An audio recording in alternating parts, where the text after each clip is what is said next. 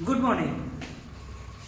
पिछले वीडियो में मैट्रिक्स के पिछले वीडियो में हम लोग देखे थे ऑर्थोगोनल मैट्रिक्स। ऑर्थोगोनल मैट्रिक्स क्या होता है? अगर आपके पास कोई एक मैट्रिक्स है ए एक स्क्वायर मैट्रिक्स दिया हुआ है और उसका ए इंटू ए ट्रांसपोज करते हैं और ए इंटू ए ट्रांसपोज करने के बाद अगर उसका मल्टीप्लीकेशन आइडेंटिटी मैट्रिक्स से इक्वल आता है, मतलब कि अगर ए मैट्रिक्स दिया हुआ है इसके ट्रांसपोज को साथ मल्टीप्लाई करने के बाद अगर ये आइडेंटिटी मैट्रिक्स आता है या ए ट्रांसपोज के साथ मैट्रिक्स ए को मल्टीप्लाई करने के बाद अगर इसका मल्टीप्लीकेशन आइडेंटिटी मैट्रिक्स आता है तो उसको हम लोग क्या बोलते हैं? ऑर्थोगोनल मैट्रिक्स बोलते हैं। जब ऑर्थोगोनल मैट्रिक्स बोलते हैं तो कल आया था उस पे अब हम एक प्रॉब्लम लेके आए हैं। वो क्या कि प्रोडक्ट आपके पास दो ऑर्थोगोनल मैट्रिक्स दिया हुआ है, एक मैट्रिक्स ए है और एक मैट्रिक्स बी है, दोनों के दोनों क्या है? ऑर्थोगोनल मैट्रिक्स है। तो आपको प्रूव करना है कि क्या ए बी का प्रोडक्ट जो होगा वो भी ऑर्थोगोनल मैट्रिक्स होगा कि नहीं होगा, ये हमको प्रूव करना है। क्वेश्चन है prove that product of two orthogonal matrix is orthogonal. हम क्या लिए? प्रूव करते हैं। हम लिए कि लेट ए एंड बी भी टू ऑर्थोगोनल मैट्रिक्स है ऑफ सेम ऑर्डर का। क्यों सेम ऑर्डर क्यों लिए? क्योंकि जब हम प्रोडक्ट की बात करेंगे तो वहां पे वो सेम ऑर्डर अगर नहीं रहेगा ये दोनों, तो हम आपके अगर मान लीजिए कि कोई 2x2 का कोई अगर 3x3 का है तो उसका प्रोडक्ट पॉसिबल ये नहीं है। तो इसीलिए हम दो ऑर्थोगोनल मैट्रिक्स लीजिए वो सेम ऑर्डर का and A dash and B dash be the transpose of A and B है respectively। A transpose and B transpose ये तो हम जानते हैं। That is अगर हमको दिया हुआ है क्वेश्चन तो A into A dash equals to I, ये मेरा क्या है? ये I है। A into A dash equals to I equals to A dash into A। B मेरा ऑर्थोगोनल है तो B into B dash equals to I equals to B dash into B हम ये ले लिए। हमको जो गिवन मैट्रिक्स था वो लिए कि अगर A और B ऑर्थोगोनल मैट्रिक्स है तो A into A dash I के बराबर होगा, B into B dash B क्या होगा? I के बराबर होगा। We want to show that, हमको शो करना है ए बी जो होगा ऑर्थोगोनल होगा।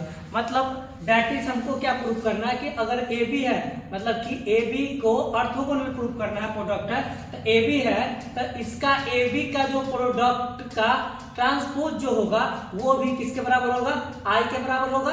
और ए बी ट्रांसपोज जो होगा वो भी इनटू ए बी के इक्वल होगा। ये हमको प्रूव करना है।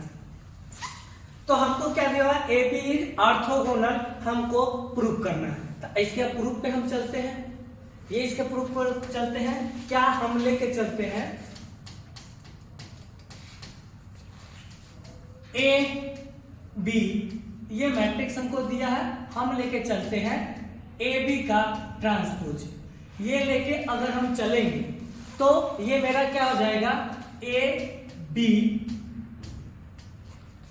का transpose B transpose A transpose के इक्वल होता है, बी ट्रांसपोज ए ट्रांसपोज के इक्वल होता है। हम लोग जानते हैं क्या कि ए बी का ट्रांसपोज जो होता है वो बी ट्रांसपोज ए ट्रांसपोज के इक्वल होता है। ये प्रॉपर्टी का हम यूज किए। उसके बाद ये टर्म जो होगा वो A into B transpose A transpose के इक्वल। क्यों? क्योंकि हम लोग जानते हैं क्या कि ए बी सी अगर ऐसा ये दिया हुआ है तो ये ए बी सी के इक्वल होगा। एसोसिएटिव लॉ प्रोडक्ट का हम यहाँ पे यूज किए। ये बी डैश ए डैश के इक्वल हो गया। और उसके बाद बी इंटू बी डैश अभी हम जानते हैं बी मेरा ऑर्थोगोनल है तो बी इंटू बी डैश जो होगा वो किसके बराबर होगा? आइडेंटिटी मैट्रिक्स के बराबर होगा। तो ये मेरा ए इंटू आई ए डैश के बराबर हो गया। ये मेरा दे दिया। क्यों? क्योंकि b इंटू बी डैश जो होता है वो हमको दिया हुआ है कि ये i के इक्वल होगा। और आइडेंटिटी मैट्रिक्स के साथ कोई भी मैट्रिक्स को अगर हम मल्टीप्लाई करते हैं तो वो ऑलवेज हमको वो सेम मैट्रिक्स आता है। ये मेरे पास आ गया a इंटू ए डैश, मतलब ये क्या हो गया? ये भी i के बराबर होता है। क्यों? क्योंकि a डैश जो होता है वो i के इक्वल है। तो हम क्या चले कि ए बी लेके चले और उसका ए बी का हम ट्रांसपोज किए तो वो मेरा आई किसके बराबर हो गया, आई के इक्वल हो गया। ये इक्वेशन नंबर 1 ये हम प्रूव कर लिए। A B into A B का ट्रांसपोज जो होता है वो आइडेंटिटी मैट्रिक्स का इक्वल होता है। मतलब फर्स्ट पार्ट हम ये देख लेते हैं। सेकेंड पार्ट क्या कि अगर हम ए बी का ट्रांसपोज लेके चलते हैं पहले और इंटू ए बी लेते हैं, ये क्या ये भी आई के इक्वल होगा। फिर से यहाँ पे ये हम प्रॉपर्टी लगाते हैं, ये वाला प्रॉपर्टी कि ए बी का ट्रांसपोज जो होता है वो बी ट्रांसपोज ए ट्रांसपोज के इक्वल होता है। तो यहाँ से क्या हो जाएगा, बी ट्रांसपोज ए ट्रांसपोज ये और ये आपका आ गया ए और बी। यहाँ से एसोसिएटिव लॉ लगाते हैं, ये मेरा हो गया B transpose into A transpose A B के इक्वल हो गया। A into A transpose into A किसके बराबर होता है, आई के। क्यों, क्योंकि हमको दिया हुआ है ए मेरा क्या है, ऑर्थोगोनल मैट्रिक्स है। ये मेरा क्या हो गया, बी ट्रांसपोज आई इंटू बी के इक्वल हो गया। जब ये हो गया तो आप इसको क्या कर सकते हैं, ये आ गया बी ट्रांसपोज बी। ये भी मेरा किसके इक्वल होता है, आई के इक्वल होता है। तो जब ये आई के इक्वल मेरा होता है तब हम इसको क्या बोल सकते हैं कि मेरा A B transpose A B जो हुआ वो किसके इक्वल हो गया, आई के। ये इक्वेशन आपका सेकेंड। जब ये आ गया तो हम चलेंगे from equation first and second. मेरे पास क्या आ गया, ए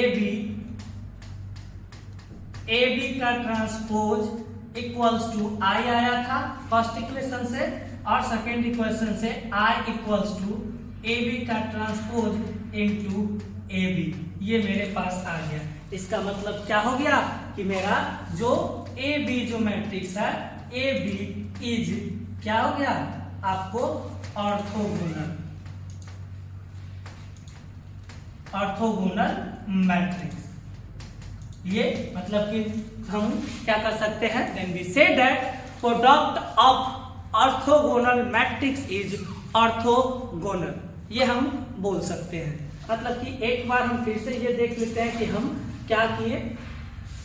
मेरे पास दिया हुआ था क्वेश्चन में कि proof that product of two orthogonal matrix is orthogonal. हमको ये प्रूफ करना है कि proof that product of orthogonal matrix is orthogonal. हम क्या किए, ए एंड बी दो ऑर्थोगोनल मैट्रिक्स ले लिए। जब ये ले लिए सेम ऑर्डर का, और ए डैश बी डैश मेरा क्या हो गया, ट्रांसपोज ऑफ मैट्रिक्स है ए और बी रिस्पेक्टिवली। तो अगर ए ऑर्थोगोनल है तो A into A dash equal to I होगा, equal to A dash into I होगा। बी ऑर्थोगोनल है तो बी इंटू बी डैश जो होगा वो आई के बराबर होगा, equals to B dash into B भी आई के बराबर होगा। हमको शो करना है कि ए बी जो होगा वो क्या होगा, ऑर्थोगोनल होगा। ये हमको प्रूव करना होगा। तो ऑर्थोगोनल के लिए क्या करते हैं, अगर कोई मैट्रिक्स ए को ऑर्थोगोनल प्रूव करना है तो ए उसका ट्रांसपोज लेते हैं और दोनों को मल्टीप्लाई करते हैं। जो रिजल्ट आता है वो आइडेंटिटी आता है तो वो ऑर्थोगोनल है, अदरवाइज वो ऑर्थोगोनल नहीं होता। तो ए बी को हमको प्रूव करना है ऑर्थोगोनल, तो हम ए बी का ट्रांसपोज के साथ मल्टीप्लाई किए। मल्टीप्लाई करने के बाद ए बी का ट्रांसपोज जो होता है बी ट्रांसपोज ए ट्रांसपोज के इक्वल होता है, उसका यूज किए। उसका यूज करने के बाद हम एसोसिएटिव लॉ लगा लिए। हमको B transpose into B into B transpose identity matrix के इक्वल होता है, क्योंकि बी ऑर्थोगोनल हमको दिया हुआ है। जब दिया हुआ है हम ए इंटू ए ट्रांसपोज भी ऑर्थोगोनल दिया हुआ है, ये भी आइडेंटिटी के इक्वल होगा। तो A B into A B का ट्रांसपोज आई के इक्वल आ गया। फिर हम ए बी का ट्रांसपोज इंटू ए बी लेके चले।